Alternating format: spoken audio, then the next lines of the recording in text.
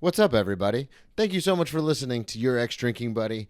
My name is Brennan Tassif. I'll be your host. Subscribe, rate, and review wherever you get your podcast. Check out the merch store at brennantcomedy.com/merch-store. And make sure you subscribe on YouTube as well. We'll put the shorts up there, the full video, the whole thing. Thank you so much for listening. I love it. I hope you love it. Subscribe on Patreon, too. We do bonus episodes. I do Tales from the Restaurant, where I talk about celebrities I've waited on and whether they're assholes or not, which is super fun. Also, we do a pre-show banter for my other show, Cheers from the Press Box with Joe Dorville. A lot of behind-the-scenes stuff going on over there, too. Make sure you just subscribe everywhere, just all over the place. I greatly appreciate it. And if you're not leaving the mean comments, thank you for that. Maybe leave a couple nice ones. Grab me your beer and grab me a coke. We bout to sit for an hour, bullshit and tell jokes. And please don't mix it up, cause he done sobered up. Brennan T Comedy on your social media feeds. And Brennan Tassif is your ex-drinking buddy. Brennan Tassif is your ex-drinking buddy.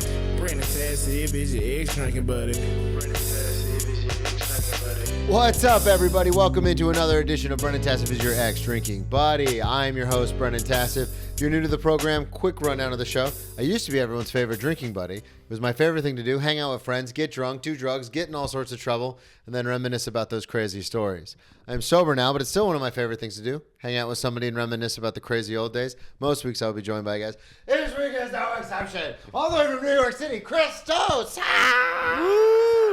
What's up, dude? Hey, how's it going? Good, man. Thanks for having me. Of course. Plug everything up front. Let everybody know where they can find you. You're big on the social medias, kid. Let them know. Yeah, so Chris Tos Comedy on Instagram, Brotaku Official on pretty much everything else, Close the Door Behind You podcast, and Is She Perfect or Just Hot podcast. Okay. So when you came in, I was like, you've done a podcast before, right? Yeah. You're like, yeah, I've done a lot. You have too. Yeah. So what do you talk about on the pods? So I think the second one is pretty self-explanatory. Yeah, exactly.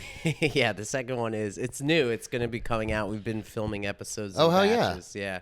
So I'm going to do like a promotional tour for that. Who's we? Me and my buddy Carlos, who hosts the show together. Yeah. So it's a crazy thing. But the other one I do with Doc Judd. Okay. I don't know if you met him. No. Doctor, comedian, and we bring guests on. That actually sounds very familiar. Yeah, you probably met him. But we do like Older interviews. Yeah, he's a little older. Yeah, exactly. Yeah. Yeah, he's a little high energy. Yeah. I think I do know who you're talking about. Yeah, he's a good dude. So we have a good time. We bring comics on. We bring people doing cool stuff. Okay. And we like interview them similar to this, but without the connective tissue of like drinking. Yeah. So when I started doing podcasts like 5 years ago, a lot of times what I realized, and the listeners know this, but I'll tell you, what I realized was I would tell people like, oh, this one time I got so drunk that this happened. And almost inevitably, people would always go, that's crazy. One time I got so drunk that this happened. And I went, oh, that's the podcast. Yeah. That's the show. So I want to talk about you. When did you get into comedy? So actually, I've been in comedy for a very, very, very long time. Okay. But in obscure ways. Okay. So because you and I actually met, I think like 2 years ago. Jason threw me up on a show, and it happened to be your show. Yeah. And that's where we met. And then kind of just because the scene is so big and stuff, we just kind of never crossed paths. And then recently we were on a show together, and I was like, dude, you got to come on the podcast. Yeah, man. thank so you. it is one of those things where it is especially in New York, you could be doing comedy for years and not run into the same people twice. Yeah. So where did you start in stand-up in general? Because you said it was kind of adjacent. Yeah. So, I mean, stand-up at proper, I started in 2014, in the Vine days. So I was pretty popular on Vine, and I was doing stand-up, and then I bombed really bad, so I stopped. And then I picked it back up. So much to unpack there. Yeah, 2023. What happened? You were doing Vine, and you were crushing Vines. Yeah. You're good at that stuff. Yeah. I mean, I started out when I was 12. Yeah, okay, with that a makes YouTube sense. channel, I was doing parodies of Full Metal Alchemist, which is an anime. Okay. And we were doing voiceovers, and then we were like, so you were young. using their footage and then doing voiceovers over that? Yeah. So we dubbed them, and they got really popular because we were like little kids with little kid voices, like saying weird gay stuff. So it was like at the time when like Team 4 Star and all that stuff was starting. Yeah. Just saying weird gay stuff. Yeah. The So it was greatest thing crazy. ever. But then they like hit us with all these copyright suits. That's you had sent me that story. So what?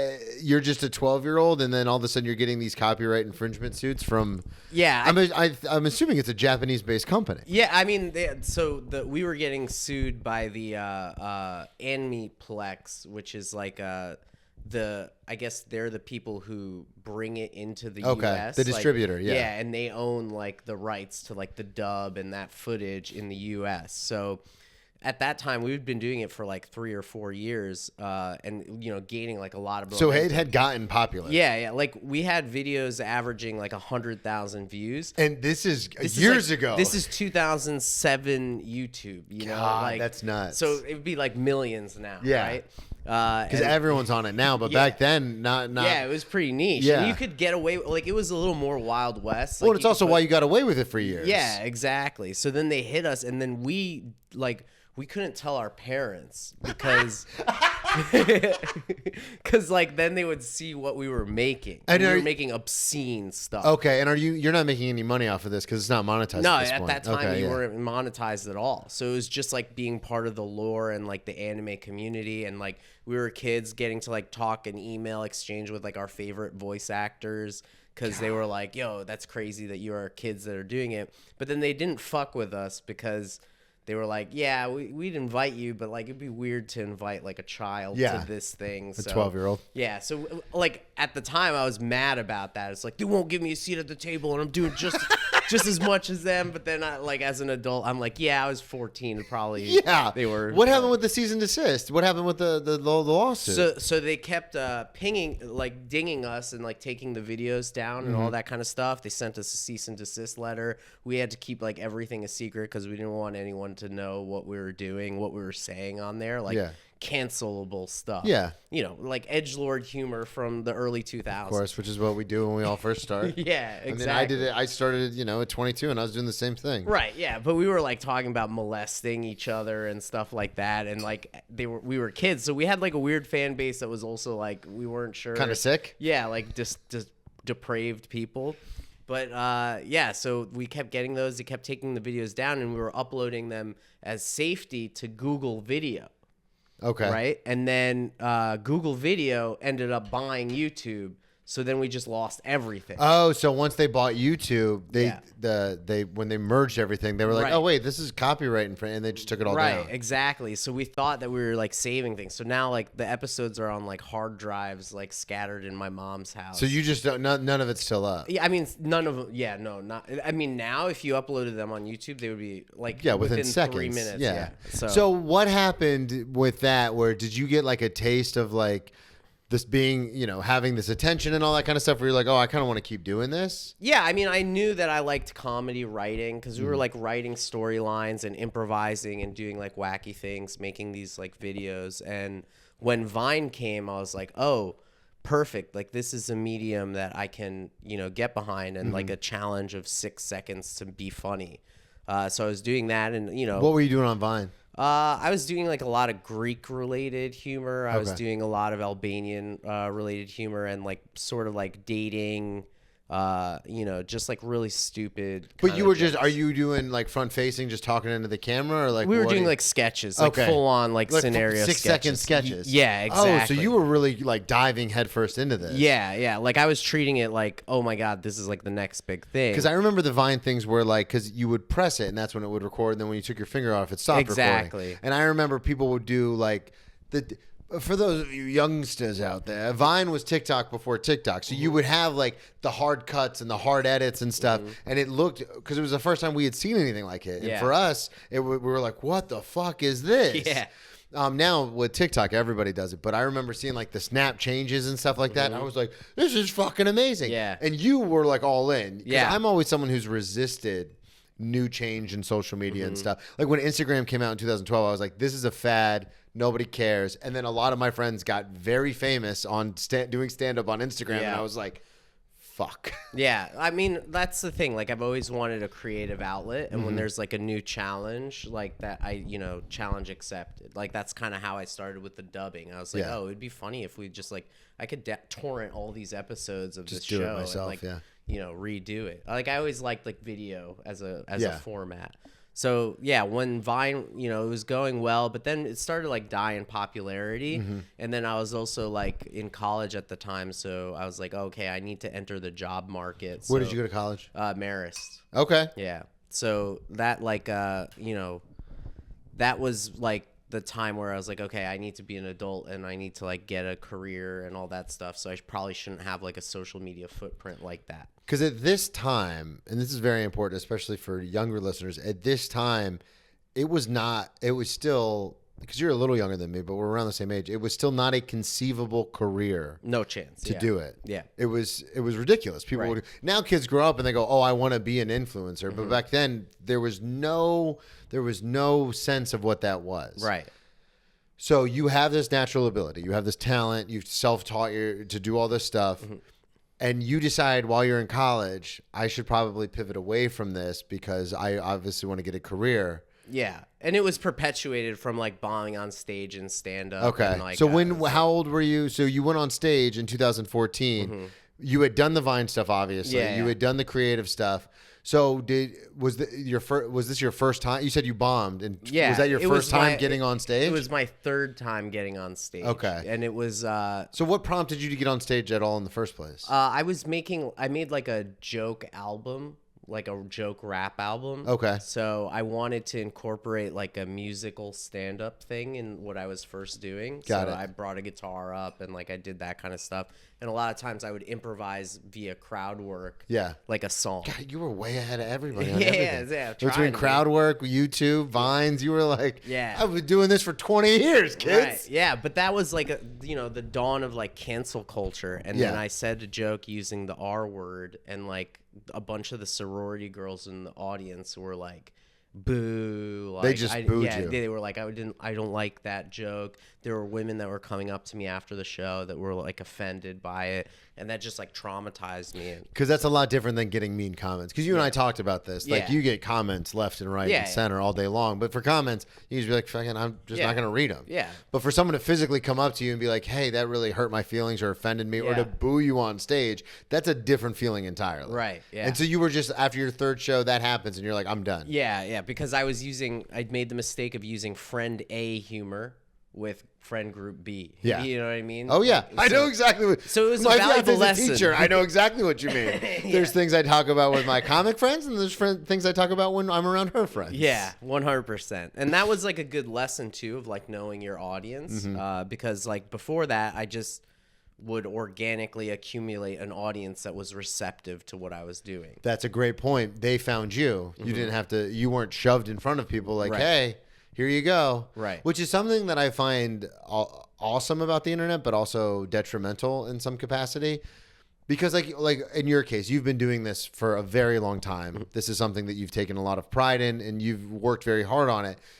But we both see it, where you'll see the people who just like randomly one day pick up their phone, and it's almost like they're talking to a buddy. Yeah. But they accidentally send it online, but then it becomes like a thing, and then they Yeah. get all this like traction and stuff like that. So for me, I've always viewed the internet with a love-hate relationship, because it's like, yeah, people who find your humor funny can find you, but also they can find anybody. Yeah. So someone who's never worked for it, never done anything, can also become super famous. Yeah, especially if they're attractive. right? Yeah, and you're just like, cool. Yeah. I'm glad I've worked at this for decades. Right. And you just picked up your phone one day and everyone's like, oh yeah, this is funny. Yeah. How do you kind of figure out that, because you're back to doing stand-up now. So how do you figure out that landscape between friend group A and friend group B when it comes to your comedy? Because some of the stuff you post online is very different than some of the stuff you talk about on stage. Yeah. But then some of it is very similar. Yeah, I think, no matter what, like I'm plagued by ADHD, right? And those people that you hate with the recording themselves and doing whatever are actually doing it right. Like, Yeah. unfortunately, I can't do that just because like I'm so interested in exploring like different creative ideas and outlets, and it like becomes like an amalgamation of like eclectic kind of art, Yeah. if you perceive it that way. Yeah, because your videos are never what when you see, because I watch a lot of your stuff, because I mean some of your shit too is we're not talking about a couple hundred views. Like you've got millions and millions and millions Thanks, of dude. views. Gassing me up. No, I just want the audience to know. It's not like somebody I ran into at an open mic and I was like, yeah, you've got 5,000 views on a couple videos. Come on. Like, you have hundreds of millions of views if you put it all together. Yeah.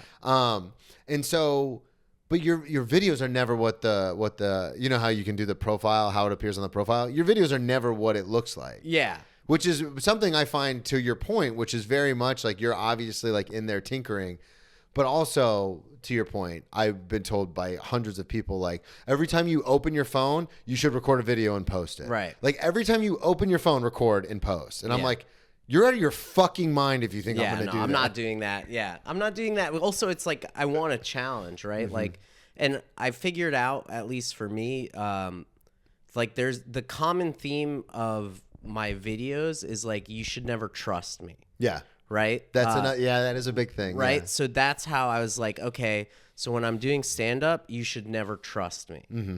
So that's like the only connected thread that I keep together. And then the other thing with like, to your question of like the difference between the stand up and the videos is like, I've been told like, oh, you're so likable in person, but that doesn't come across in your videos online.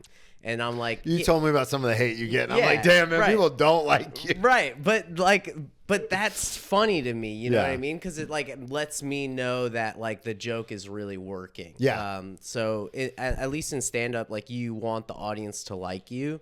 So you do take that, like that adds like a little layer that you got to put on. Yeah, because that's something I have noticed is that because my whole thing when it comes to how I approach it is I shouldn't say only, but a lot of times I exclusively talk about myself, stuff that has happened to me, because especially coming from my position, it looks like if I'm hating on something else, it looks like I'm just punching down because I'm a straight white man in the city of New York. So it's like, if I talk, like I had this hilarious bit about my ex, and if I do it on stage, the audience really appreciates it because they can tell how vulnerable I am. But if I do it online, people think I'm just being a He-Man woman hater. Yeah. And it's like, Yeah. but that's not what I'm doing. Right. So it's a very good point that there is a colossal difference. So now what I try to do is just talk about me, but that's also shitty because especially being a recovering alcoholic, it's like, it's not relatable to a lot of people. Yeah. Like when I talk about getting arrested 8 times and people are like, okay, and yeah, where's the joke? And I'm like, no, but isn't that funny? And they're like, not really. It's kind of sad, actually. yeah. My bad. Sorry for bringing down the room, Sorry guys. for bringing my life into this. I wanted to talk to you because you grew up in the Northeast, I assume. Yeah. Where did you grow up in New York? Yeah. Okay, so you grew up right around here. Yeah. Damn, Yeah. man. Westchester. Though. Okay. Yeah. God, don't bring up Westchester. Oh, For those of you watching, Tracy has just graced us with her presence. Hi, babe. Hi.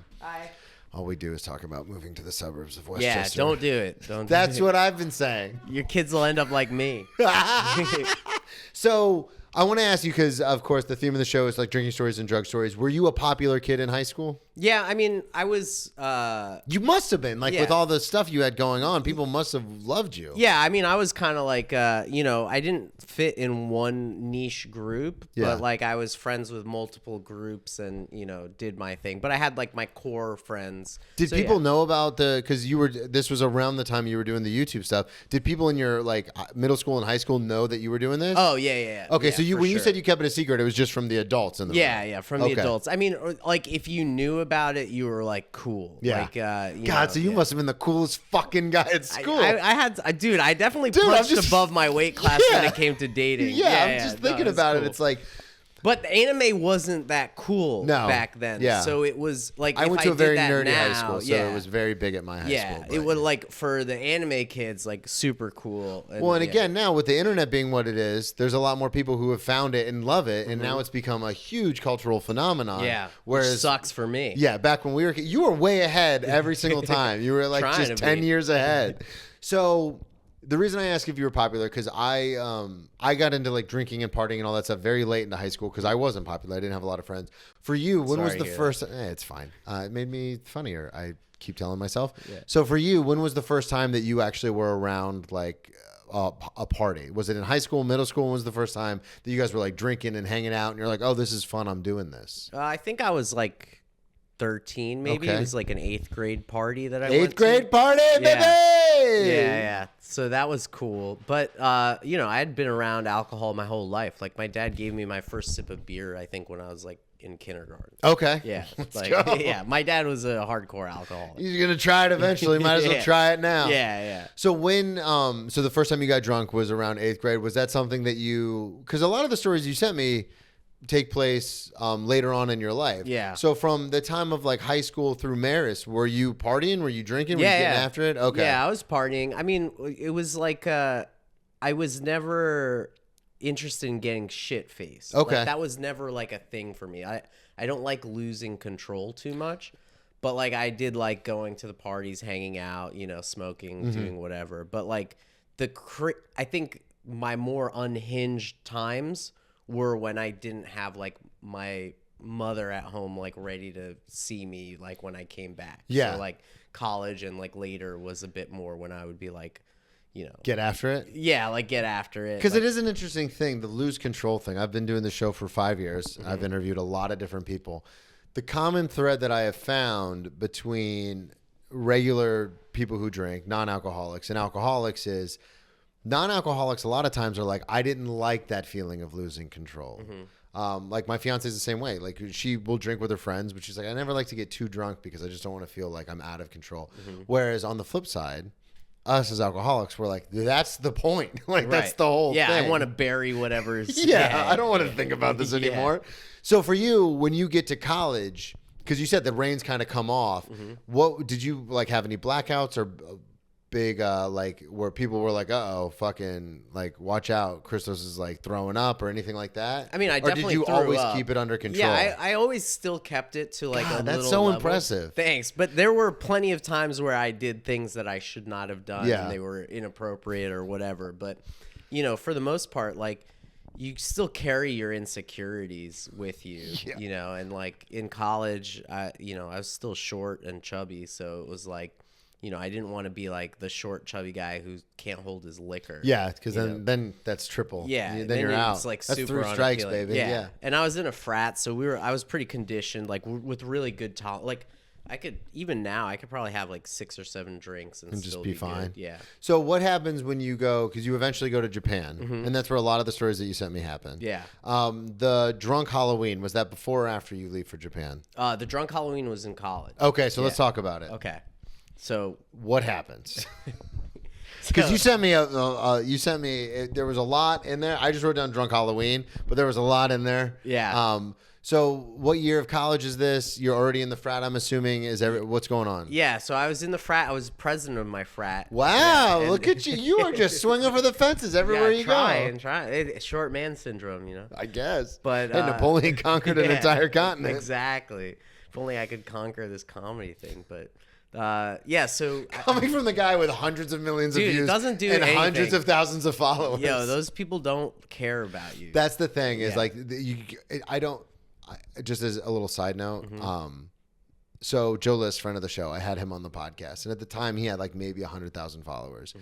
He has 10 times, literally, I'm not exaggerating, 10 times the amount of views of anyone I've ever had on this show, maybe even 100 times.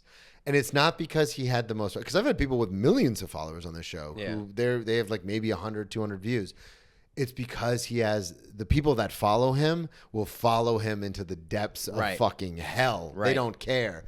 So it's so interesting that you brought that point up because it's like, yeah, I might have numbers and analytically it looks really cool, but I need at least 500 of these people to buy tickets. Right? That's what we're talking about. Yeah, that's the difference. You know, I mean, you just see it too, like in the patterns of like who likes your stuff. It's like the people who end up liking everything are the ones that seen you live. Yeah. And like, you know you. talk to you after the show and like have that connection. Like the people that followed me because I stole tacos from the homeless, like those people are just like, give me more of that. You know? Oh, you didn't post that? I don't like that. You know, like, so The internet can be a very weird place where it's like, yeah, I've got all these followers, but it's like I'm trying to sell tickets in fucking Syracuse. Like, what are we doing? Well, that's why those people that do the face talking, like, you know, they're getting followers for their personality versus getting followers for the art you create. Yeah. You know? And which has been a hard thing because I finally started doing more front-facing videos.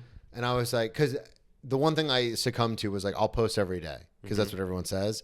So I've started, and you understand this more than me, more than anyone probably listening, because of the production value you put into your stuff as far as editing and everything. Sometimes I'll have a stand-up clip because I try to post one stand-up clip a week, but it's like, you got to post something. So I got into front facing.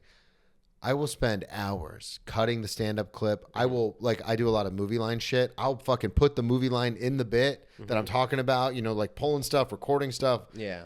And it'll get like 2,000 views. And I'm like, why did I put all that fucking effort into this clip for no views? And then I'll do like I really like Burn Notice. In this episode, they said that. And it's 10,000 views. And you're like, what the fuck, man? Yeah. Well, it's because of keywords, right? Like the God, burn you know notice, all this stuff. Yeah. The Burn Notice, like it's, you know, they're analyzing the dialogue that you have in the thing. And then they're associating those keywords with like a niche group. So like if you're uploading stuff that's like targeted towards a niche and then you it's a recurring thing that's aligned to that. That's why like you see these people like food influencers, like they go like one food place to another food place. And then eventually the algorithm's like, okay, this guy makes food stuff. So if people look interested in food stuff, will get this. But if you're like doing it eclectic, like you or me or whatever, it's like, okay, well, you gave him a stand-up clip, and now this week you gave him a front-facing thing. So now people are like, "What is this?" Yeah, and, you know, and you're not. That actually makes a lot of turn. sense, especially because your clips aren't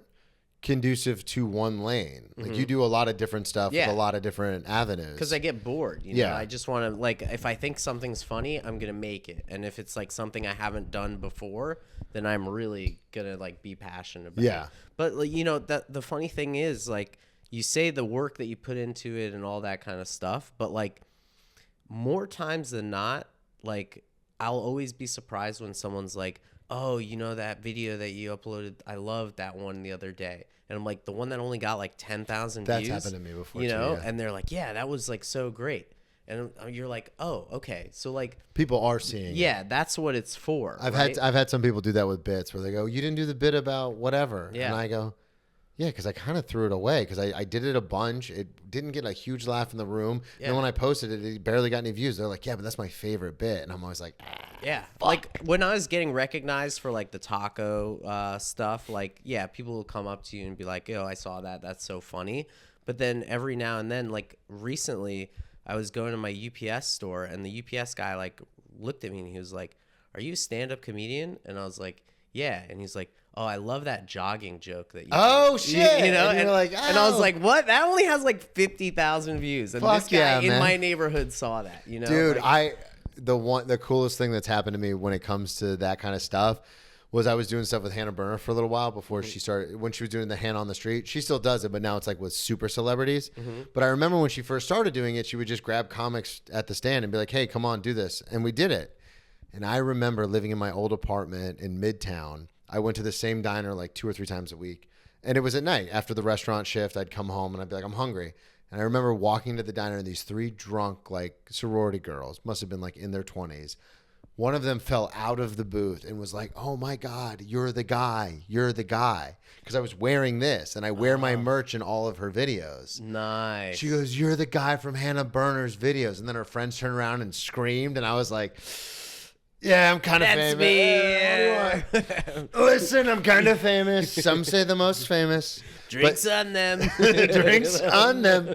But it was one of those things where it was like, oh, this is kind of fucking cool. Yeah, it's a cool feeling. So Halloween, this is in college. Yeah.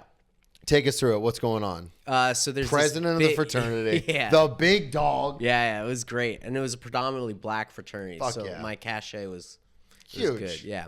But and I was like so I've Just yo-yoed. real quick. Yeah. Of course, they're going to make the white guy the president of the black fraternity. Yeah, I was the only one who showed up on time to vote. I was trying to tee it up to make people mad, and then you just hit it out. Sorry. No, I love it. So you're like, I was the only one there to vote. Nobody else was here. Yeah. So, okay, I keep interrupting. I got to stop. No, Go you're ahead. good. Don't worry. So, so over there, I yo-yoed a lot in my weight. Like I'm in a yo-yo era right now. And I probably will gain the weight back again. But You look great. Thanks, Dad. But so there's like I was feeling myself, you know, and I painted my body for Halloween, and my friend. What color? It was actually black, but it was because I put like, you know, I painted it like my skin was showing, like my underneath, like my skeleton. Oh, okay, got it. So So like, it wasn't, you weren't doing like a. Yeah, it was just to like make the like blood pop Yeah, more. gotcha. Yeah, I wasn't blackface. Yeah. But That's where I was going. Yeah. So Hey guys, I'm just like you. yeah. So my friend, he was a huge bodybuilder, the biggest kid in the grade, like enormous. Like he would deadlift like 600 pounds, or more even. And so he was like shirtless, and we painted him like Tony the Tiger. So we went to this like big Halloween Civic Center party, and it was like a rave, and there like all these hot girls were like dancing with us. Everything was cool, and we had this one guy. His name was Shaquille O'Neal. That was his name. Yeah, he was a Chinese exchange student, or you know whatever. He was studying abroad in America, and his real Chinese name was like too hard to pronounce, so they get to pick their name, and he chose Shaquille O'Neal. Why fucking wouldn't you? Yeah, that's Kazam, baby. Yeah.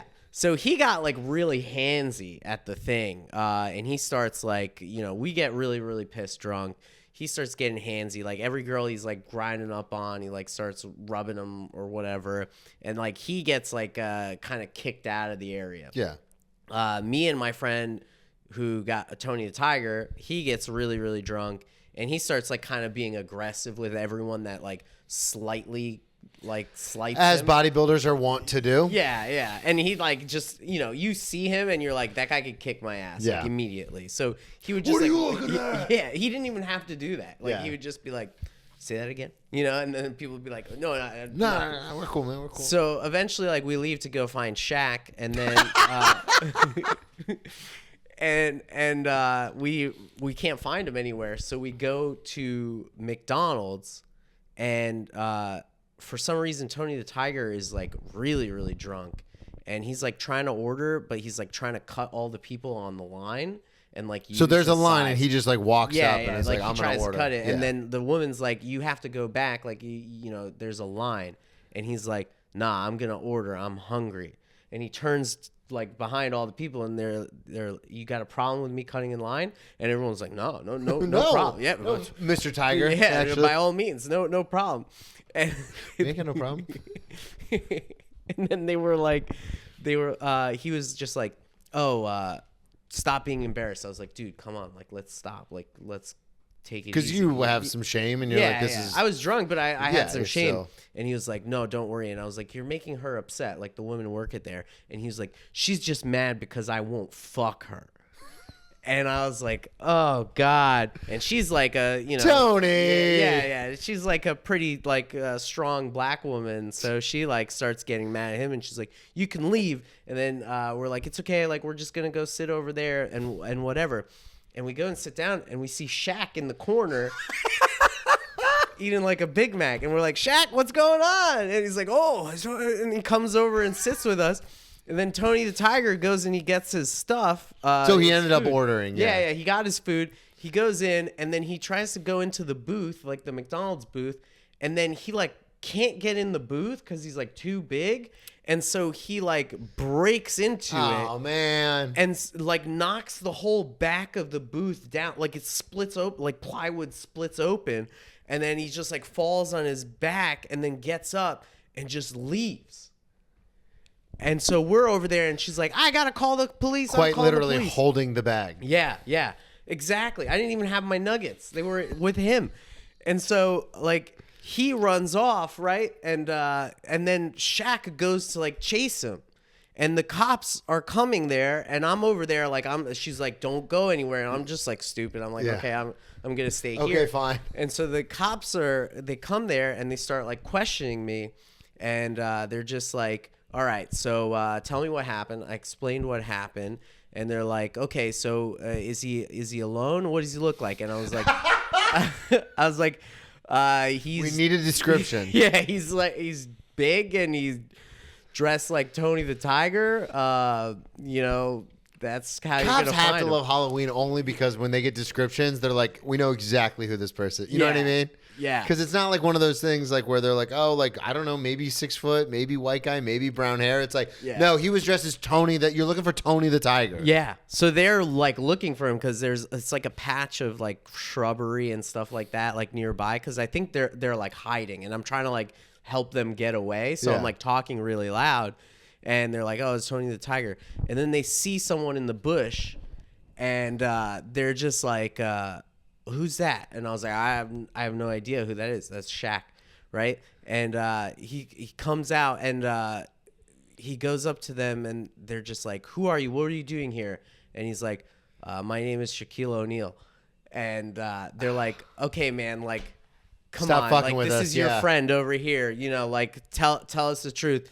And then he's like, my name is Shaquille O'Neal.